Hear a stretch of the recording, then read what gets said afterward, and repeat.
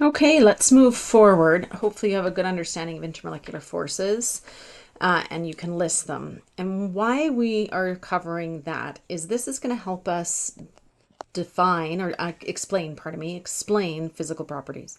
So hopefully along the way, junior high and science 10, you learned about the properties of metals, the properties of ionic compounds. So let's just maybe take a quick second to remind ourselves of those properties.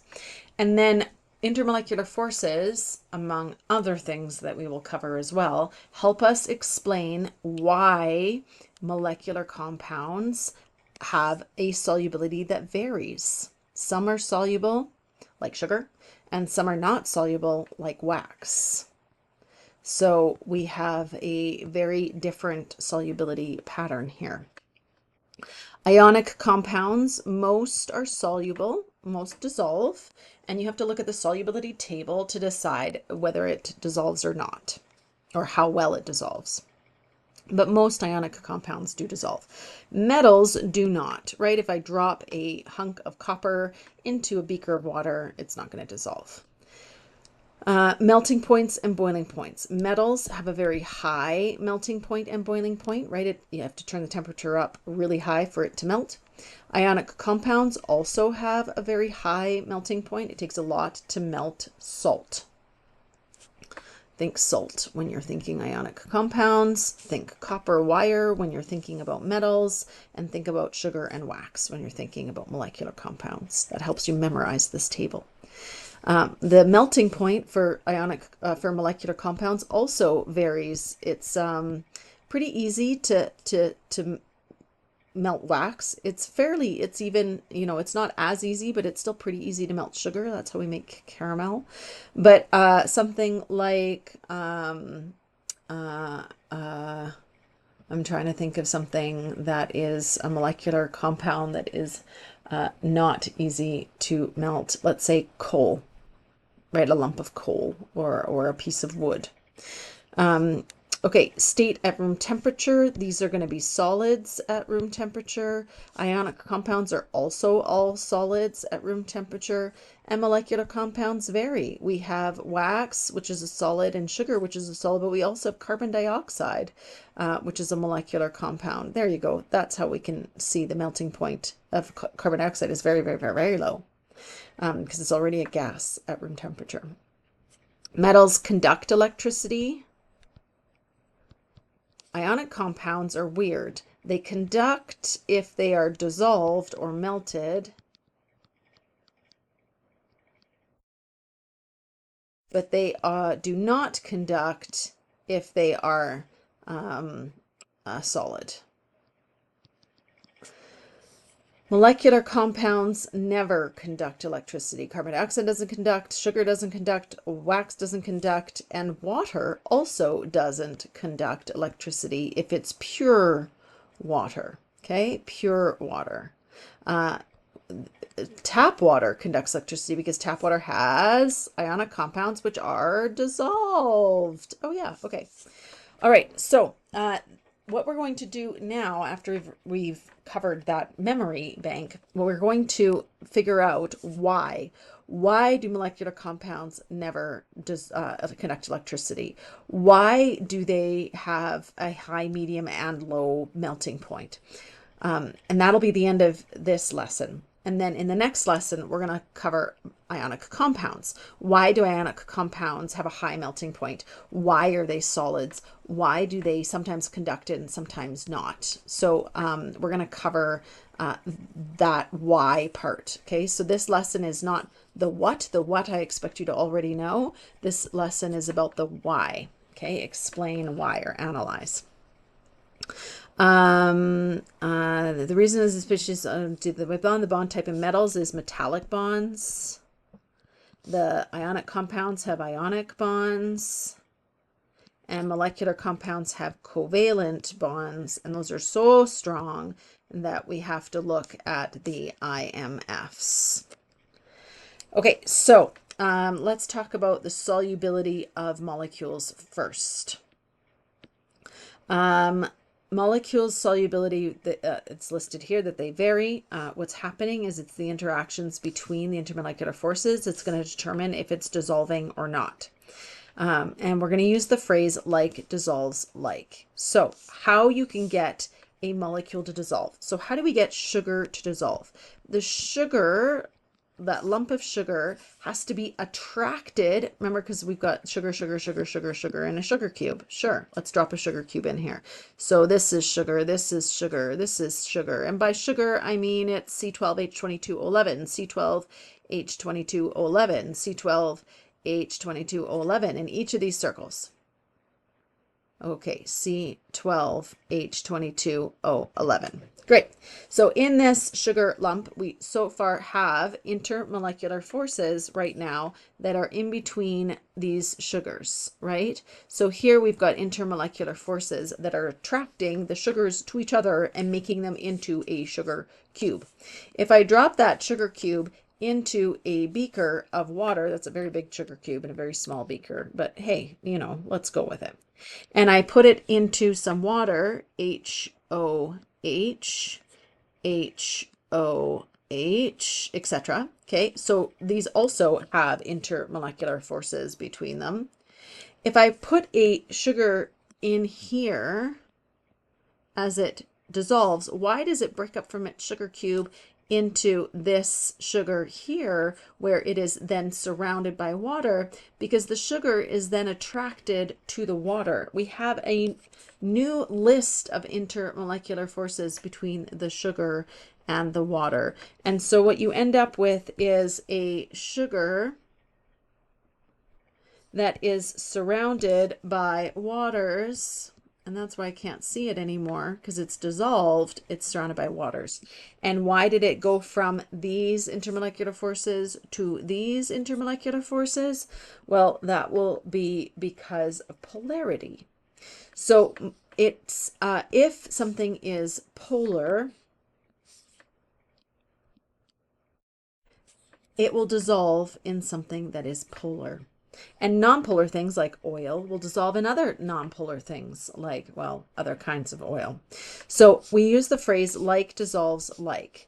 Polar things dissolve in polar things, and nonpolar things dissolve in nonpolar solvents. Okay, so when you get a question, that it'll look like this. Will this dissolve in water? And why and how and why not? Okay, so the first thing I have to ask is this polar? Yes, it is. Is this polar? Yes, it is. So it will dissolve. Yes. Why and how? Because they're both polar. And the CH3OH will be attracted. Oh, that's supposed to be a D. Attracted by dipole forces to the water. Okay, so the methanol is what this is called, will be attracted to the water through dipole forces. Great. Like dissolves like. Here's another one. Will methane dissolve in water? So I first have to ask myself, methane, is it polar or nonpolar? It's nonpolar. Water is polar. So therefore, this is not liking each other, like does not dissolve unlike. And so these will not dissolve in each other. And so that's because the CH4 is nonpolar and the H2O is polar, and they cannot attract to each other. Okay, there is still intermolecular forces between these two. They are London dispersion forces, but the London dispersion forces are too weak. And therefore, the London dispersion forces are going to be stronger between the two methanes. And they're going to be like, well, we're sticking together. And those London dispersion forces, dipole forces, and hydrogen bonding is attracting the water to each other. And they're like, we're sticking together. And so there isn't enough of an attraction, just those weak intermolecular or London dispersion forces. There isn't enough attraction for the water to be like, okay, we'll separate and give you some space. and for the methane to then schnuckle into the water. Okay. All right. Because of course, in order to get this to happen, these water molecules had to let go of each other. Okay. So in other words, back to my sticky cheese analogy, if this was the sticky cheese between these two pieces of bread, the pieces of bread had to move apart from each other in order to make room for this new, I don't know, piece of ham, I guess, in the middle of my grilled cheese sandwich. Okay. Melting points, boiling points, and state at room temperature. So why do molecular compounds have, I'm having a hard time navigating this screen. Come on, buddy. Okay, so why do melting points, boiling points, and state at room temperature, why do they vary in property? Again, we look at the intermolecular forces. So the first thing you're going to do is, if I say to you, why do you think this has a high boiling point? Or which of these two is going to have a higher boiling point? Okay, what you're going to do is you're going to list the intermolecular forces. If something has a lot of intermolecular forces, it'll have a high boiling point. Not only that, but if it has a lot of intermolecular forces, it will have a it'll be very viscous, very thick, okay? Or it'll have less evaporation, it'll be less volatile. So we're looking at that for, does it have high or low? Now, if you're asking, does it have higher, and they both have just London dispersion forces, for example, we're going to look at the one that has more electrons. So you're only going to do this if there's a tie in the intermolecular forces. I'm going to go through an example here in a minute, so that'll help clarify. If there's a tie in the number of intermolecular forces, the one with more electrons has more London dispersion forces, so it will be higher. If there is still a tie, then you're going to look at shape. If it's flatter, it has more surface area, and therefore it has a higher boiling point because it has more spots for that cheese to stick. Okay, so let's try this example then. So this would be a question that would be on, your unit test or something. If you have three molecules, dimethylpropane, pentane, and butane, pardon me. And this has given you the shape of all of these so you can see them. They're all C5H12. These are carbons, 1, 2, 3, 4, 5 carbons, and there are 12 hydrogens. Those white circles there are hydrogens. And again, 1, 2, 3, 4, 5 carbons, and 1, 2, 3, 4, 5, 6, 7, 8, 9, 10, 11, 12 hydrogens. And again, 1, 2, 3, 4, 5 carbons, and then surrounding it by 1, 2, 3, 4, 5, 6, 7, 8, 9, 10, 11, 12 hydrogens. So they are all C5H12. Not that you need to do that to answer it.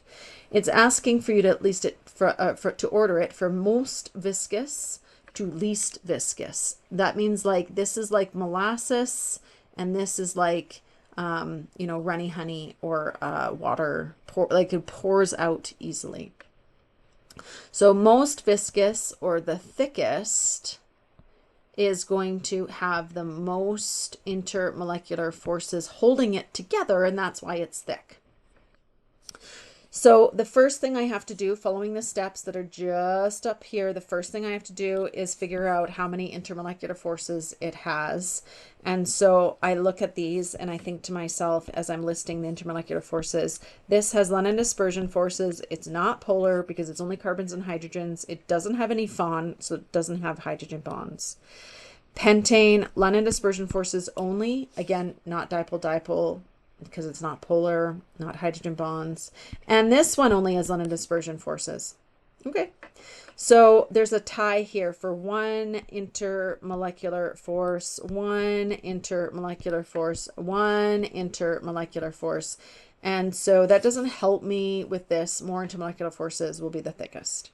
So it says up above that I have to look at the tie breakers. So that for the first tie that I'm going to look at is number of electrons. So this, in terms of electrons, C5H12, they're all C5H12, so they will have the same number of electrons, same number of electrons, same number of electrons. Oh, shoot.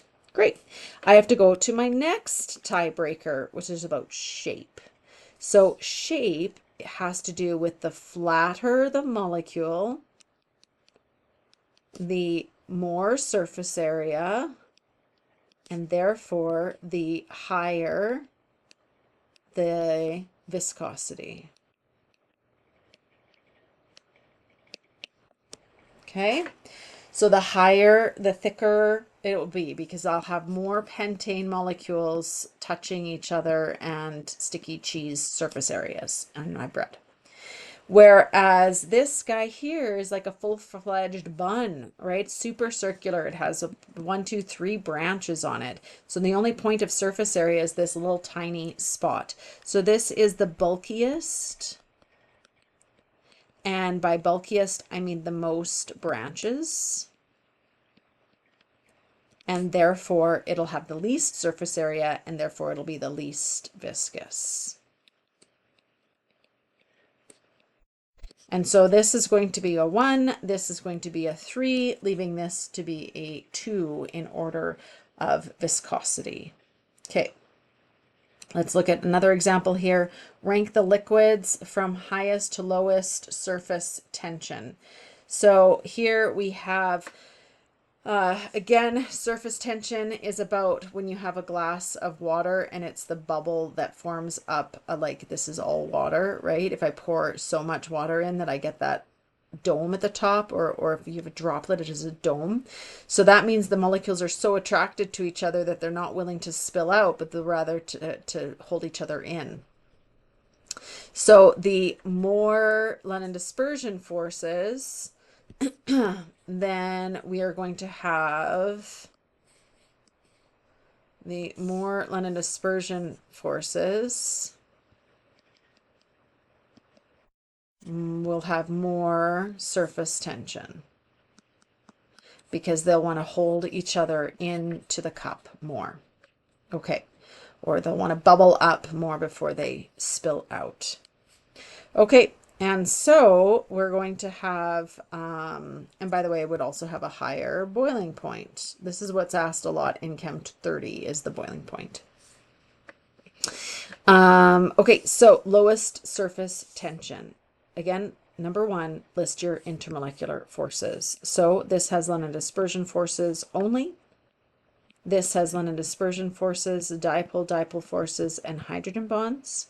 This has London dispersion forces only. This is London dispersion forces and dipole forces, but not hydrogen bonds. We just went over this last video, so these 3 examples are in that. So if you want clarification on how I did that so fast, go back there and have another listen to that part. Okay, once I list the intermolecular forces, the more intermolecular forces, the more surface tension. So this has 1 intermolecular force, this has 3 intermolecular forces, this has 1 intermolecular force, and this has 2 intermolecular forces. So this one is already winning. This has the most intermolecular forces, and therefore it'll have the highest surface tension. So this is number 1. And this is the second most intermolecular forces, and therefore it'll be the second highest with surface tension. Now I have a tie between these 1 and 1 intermolecular forces. So I look at my first tiebreaker, which is about electrons. If I look at my Br2, it has 35 plus 35 electrons, so that would be 70 electrons. And if I look at my C2H4, it's going to have 6 and 6 for those carbons, and 1 and 1 and 1 and 1 for the hydrogens, so that makes 16 electrons. This has more electrons, and therefore it'll have the higher of these last 2. And so this is going to be number 3, and this is going to have the lowest number of electrons, and therefore it'll have the lowest surface tension, and this will be number 4. So sometimes you just have to rank them 1, 2, 3, 4 in terms of your, if this was a numerical response question, this would be 3, 1, 4, 2 in a numerical response question. But other times this will be a written response and will ask you to explain. If it asks you to explain, basically what I've done here is explaining. Okay, I can see logic, I can see sequencing, I can see some explanation here. You've gone 1 IMF, you've said most IMF, so highest surface tension. So these things help drive the marks here. You can put it in a paragraph if you want, but you may not just be like 1, 2, 3, 4. That doesn't work. There's no explanation there. You have to be you have to show me that you've looked at the intermolecular forces and you've looked at the electrons in order to get your full marks for the explanation. Okay, and then electrical conductivity. Super fast here. Why don't they ever conduct electricity? Because in all states, they have no free electrons. Remember, electricity is the flow of electrons down a wire. So they have no electrons that are free. They're all in bonds, right? They're all in covalent bonds, Lewis pairs, or pardon me, I mean lone pairs and bonding pairs. They are not free. They are already occupied in the stability of the molecule. So I can't use any of these electrons. They're not free to be able to go down a wire. And the other thing that can also help us conduct electricity is not just the movement of electrons, but the movement of ions, like an Na plus that goes down, not a wire, but in some water in solution. So if you can get the ions to move, or you can get the electrons to move, that's how they conduct electricity. Well, molecular compounds don't have any free electrons. They also don't have any ions at all, and therefore they will never conduct electricity.